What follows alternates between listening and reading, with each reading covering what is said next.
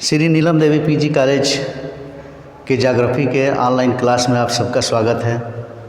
कल मैंने बताया था या पिछली वीडियो में बताया था कि दिन रात छोटा और बड़ा क्यों होते हैं, मौसम क्यों बदलते हैं, दिन रात बराबर क्यों होते हैं, इस पर चर्चा मैंने किया था।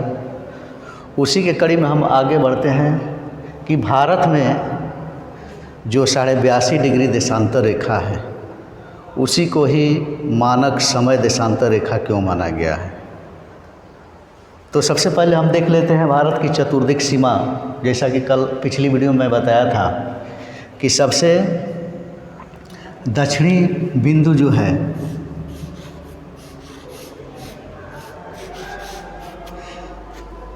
छः डिग्री 45 मिनट ये अंडमान निकोबार द्वीप समूह में है, ठीक है ना। 6 डिग्री 45 मिनट जिसको हम इंदिरा पॉइंट कहते हैं।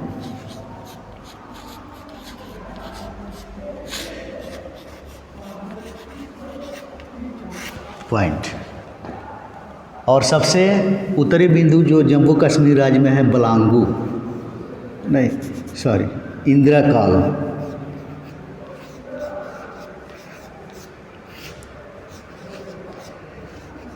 इंदिरा काल जो सबसे पश्चिमी बिंदु है गुजरात राज्य में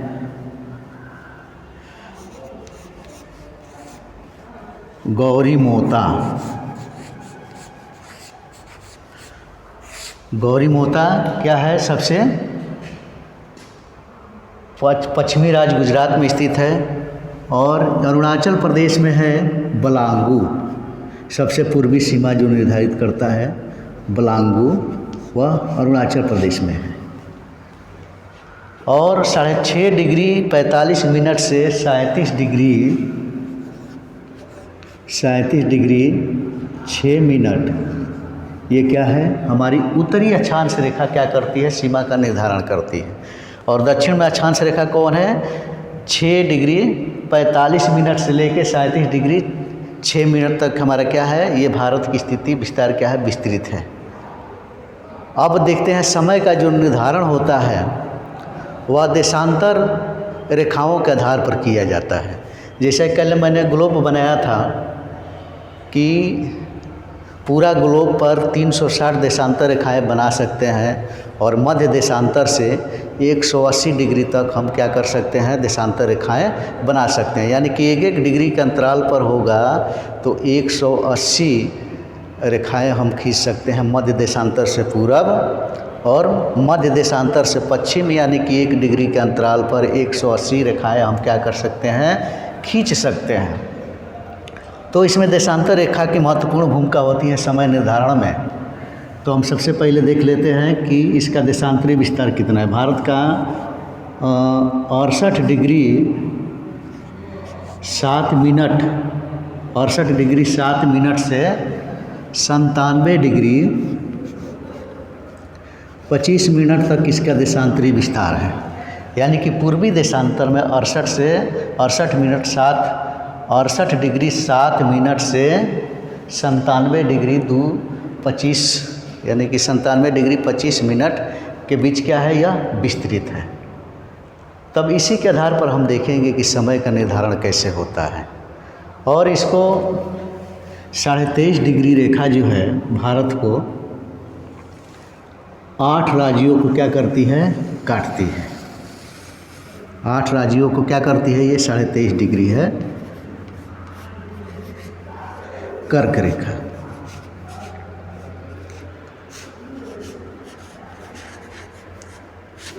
कर्क रेखा 23.5 डिग्री पर जो उत्तरी अक्षांश में स्थित है भारत के 8 राज्यों क्या करती है, काटती है। जिसमें पहला राज्य गुजरात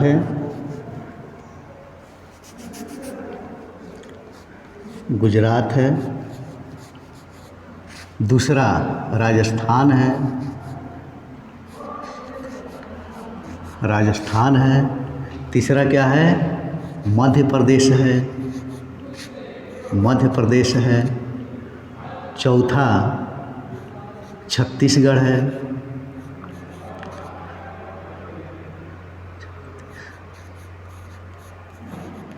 छत्तीसगढ़ है। इसके बाद फिर झारखंड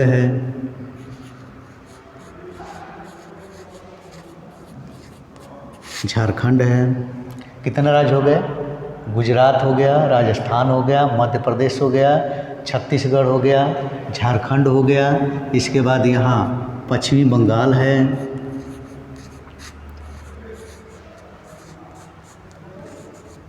और इधर ये त्रिपुरा हो गया, और ये मिजोरम।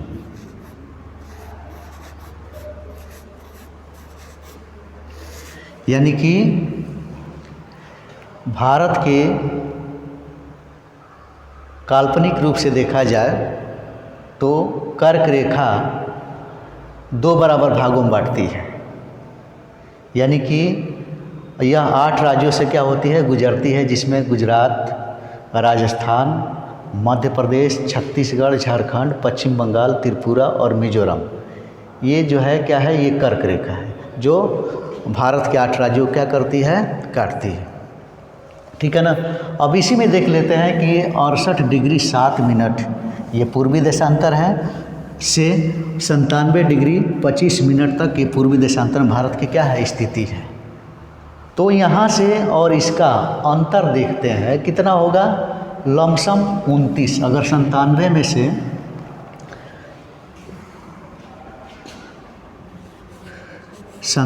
में से 68 को घटा देते हैं तो कितना बचेगा, बराबर 29 डिग्री अक्षांश रेखा क्या होगी, 29 रेखाएं। यानी कि 1-1 डिग्री के अंतराल पर हम अगर भारत को डिवाइड करेंगे तो 29 देशांतर रेखाएं हम क्या कर सकते हैं, देशांतर रेखा ये जो ग्लोब पर जो लंबवत होती है। यानी कि 68 डिग्री से 97 डिग्री के बीच हम भारत में 29 देशांतर रेखाएं क्या कर सकते हैं, बना सकते हैं। अब हमें पता है कि पृथ्वी जो है अपनी धुरी पर एक चक्कर पूरा करती है कितने दिनों में, कितने घंटों में, 24 घंटे में। और एक ग्लोब का मान कितने का होता है, 360। यानी कि एक ग्लोब ही बना देते हैं यहाँ।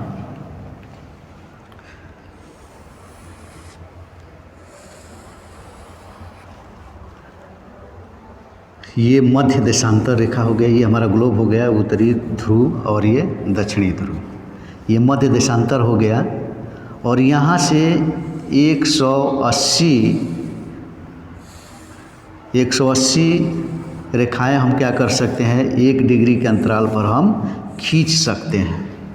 तो यानी कि यहाँ से यहाँ पृथ्वी जो घूर्णन करती है उसका समय कितना लगता है, एक अक्षांश दूसरे अक्षांश के बीच में समय कितना का लगता है, 4 मिनट का लगता है, 4 मिनट का लगता है। ठीक है ना। यानी कि एक अक्षांश रेखा दूसरे अक्षांश रेखा तक पृथ्वी की घूर्णन करने में कितना समय लगता है, 4 मिनट का समय लगता है। और पृथ्वी ये पश्चिम से पूरब की तरफ क्या होती है, घूमती है। इसलिए हम देखते हैं कि मध्य देशांतर से हम इधर की तरफ बढ़ते हैं तो हमारा समय क्या होता जाता है, 1 डिग्री देशांतर पर 4 मिनट के समय में क्या हो जाता है, प्लस हो जाता है। और ये मध्य देशांतर से पश्चिम की तरफ चलते हैं तो 1 डिग्री देशांतर रेखा पर क्या होगा, 4 मिनट की कमी आ जाएगी, 4 मिनट की क्या हो जाएगी, कमी आ जाएगी। ठीक है ना। तो चूँकि हमारा भारत जो है ये पूर्वी देशांतर में क्या है, स्थित है। तो अब देखा गया कि ये 29 देशांतर रेखाएं हम भारत में क्या कर सकते हैं, खींच सकते हैं। तो 29 अगर इसको हम नियर अबाउट ये मिनट वाले को भी जोड़ दें तो 30 अक्षांश हम मान लेते हैं, 30 अक्षांश हम मान लेते हैं। तो यहाँ से और यहाँ के समय में कितना का अंतर होगा, तो हम 30 को हम क्या कर लेते हैं, 30 गुणे 4 बराबर 120 हो गया, 120 मिनट हो गया। अब इसको हम 60 से भाग दे देंगे तो कितना आ जाएगा, बराबर 2 घंटा हो जाएगा, बराबर 2 घंटा हो जाएगा। यानी कि यहाँ यानी कि बलांगू में और गौरा मोता में अगर समय का अंतराल देखें तो 2 घंटे का अंतर होता है। यानी कि दूसरे रूपों में कह सकते हैं कि अरुणाचल प्रदेश में और गुजरात में समय का अंतराल कितने का होता है, 2 घंटे का होता है, ठीक है ना। यानी कि सूर्य यहाँ अगर 6 बजे उगता है, 6 बजे सूर्य यहाँ उगता है तो यहाँ कितने बजे उगेगा, 8 बजे, ठीक है ना, 8 बजे। अब इसी के आधार पर हम देखते हैं कि ग्रीनविच से हमारे भारत का समय कितना आगे है, ठीक है ना। तो ग्रीनविच ये है, लंदन में ये ग्रीनविच एक स्थान है, यहीं से पूरे विश्व का मानक समय लिया जाता है, ठीक है ना। तो यहाँ से हम देखते हैं 82.5 हम मान लिए हैं, ये 82.5 देशांतर रेखा है जो 5 राज्यों से होकर के क्या होता है, गुजरता है। 82.5 डिग्री देशांतर,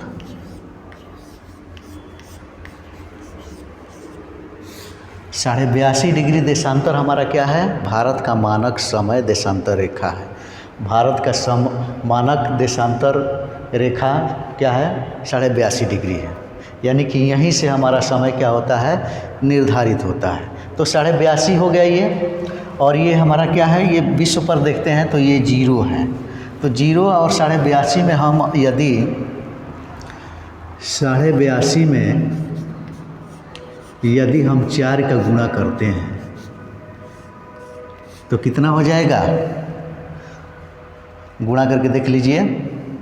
तो ये बराबर और गुणे और भागा 60, इसको हम कर लेंगे तो 5 घंटा 30 मिनट, 5 घंटा 30 मिनट का समय क्या हो जाता है, हमारा आगे है, किससे, ग्रीनविच से। जैसा कि मैंने बताया, पहले ही बताया कि मध्य देशांतर से अगर पूर्वी देशांतर की तरफ कोई भी देश है तो अगर अक्षांशीय देशांतरी स्थिति उसका ज्ञात है तो 1 डिग्री देशांतर पर 4 मिनट का समय क्या होता है, 4 मिनट के समय में वृद्धि होती है। वही पश्चिमी देशांतर में देखते हैं तो 1 डिग्री देशांतर पर 4 मिनट की क्या होती है, कमी होती है, ठीक है। इतना समझ में आ गया।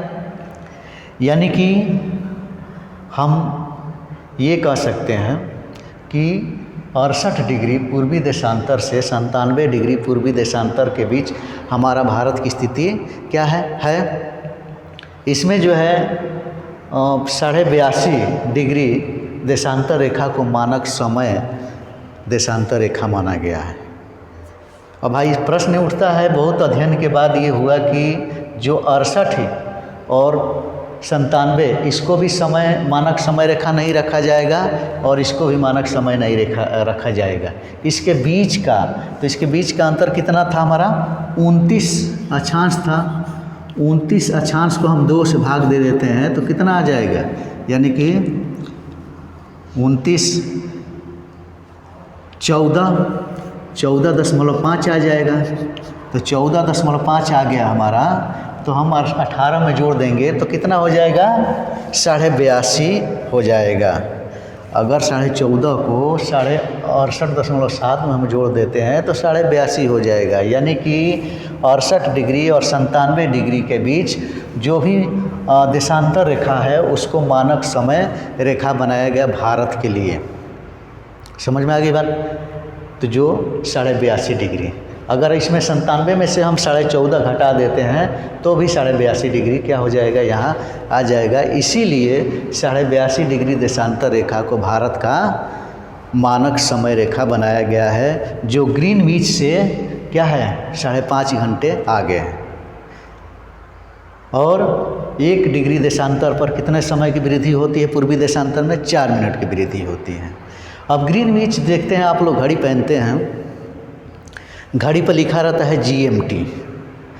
तो GMT का मतलब क्या होता है, उसका मतलब होता है कि ग्रीनविच मेन टाइम, यानी कि लंदन के क्षेत्र में स्थित ये जो 0 डिग्री पर मध्य देशांतर रेखा है, ये ग्रीनविच स्थान है। यहीं से सारे विश्व का मानक समय तिथि क्या की गई है, तय की गई है। और यहाँ से हमारे भारत का 5.5 घंटे समय क्या है, आगे है। और इससे मध्य देशांतर से पश्चिमी देशांतर में कोई देश होगा हो जाएगा 1 डिग्री देशांतर पर 4 मिनट की क्या हो जाएगी, कमी हो जाएगी। यानी कि मध्य देशांतर से पूर्वी देशांतर की तरफ जाने पर 1 देशांतर पर 4 मिनट की वृद्धि होगी और पश्चिमी देशांतर में जाने पर 1 डिग्री देशांतर पर 4 मिनट की कमी होगी। इसीलिए पूरे विश्व में समय एक समान नहीं रहता है, कहीं दिन होता है तो कहीं रात होती है। क्यों? क्योंकि पृथ्वी अपनी धुरी पर घूर्णन गति करती है। घूर्णन गति कितने समय में कर लेती है? 24 घंटे में कर लेती है। और एक गोले का मान कितने होते हैं? 360 होता है। यानी कि गोलों का अगर देशांतर की दृष्टि से देखा जाए तो इस पर 360 रेखाएं 1 डिग्री देशांतर के अंतराल पर हम क्या कर सकते हैं, खींच सकते हैं। समझ में आ गई बात? अब इसको एक बार फिर रिकॉल कर लेते हैं। सबसे तो पहले आप लोग वीडियो देखिए तो उसको सब्सक्राइब कर लीजिए, शेयर कर लीजिए, लाइक वाले बटन को दबा दीजिए, ठीक है ना। और वे बेल आइकन को भी प्रेस कर दीजिए ताकि अगला वीडियो भी आप लोगों के पास पहुंच जाए। नहीं तो बहुत सारे बच्चे हैं कि वीडियो देखते हैं लेकिन उसको लाइक नहीं करते हैं। ये अच्छी बात नहीं है। लाइक शेयर करोगे तो जो दूर दराज के बच्चे हैं वो भी पढ़ पाएंगे। और ये बहुत ही इम्पॉर्टेंट जानकारी है। इस तरीके से आप लोगों को कहीं भी पढ़ने को नहीं मिलेगा, कहीं भी देखने को नहीं मिलेगा। सारे मैटर का क्या है, ये निचोड़ है, सारे टॉपिक का निचोड़ है। और एक बार इस निचोड़ को जान जाओगे पूरा कंसेप्ट क्या हो जाएगा, क्लियर हो जाएगा। एक बार इसको रिकॉल कर लेते हैं। यानी कि भारत के 82.5 डिग्री देशांतर रेखा को ही मानक समय अक्षांश रेखा, मानक समय देशांतर रेखा क्यों निर्धारित किया गया है?